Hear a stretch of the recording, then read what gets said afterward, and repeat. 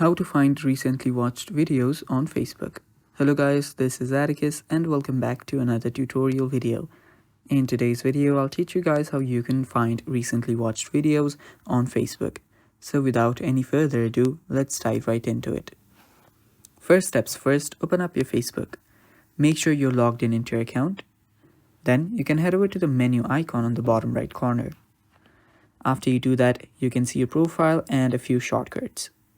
Under the shortcuts, there you'll find video option. Tap on video. After you tap on video, on the top right corner, you'll find a profile icon. Right beside it, you'll find a search icon. Tap on the search icon and it will take you to this page. Here on the top, you'll find watched option. Simply tap on it. Then after you tap on the watched videos, you'll find all the videos that you have watched on your Facebook. And that's basically how you can find recently watched videos on your Facebook. Thanks for watching guys, that is all for today's video. Stay tuned for more and bye bye, take care.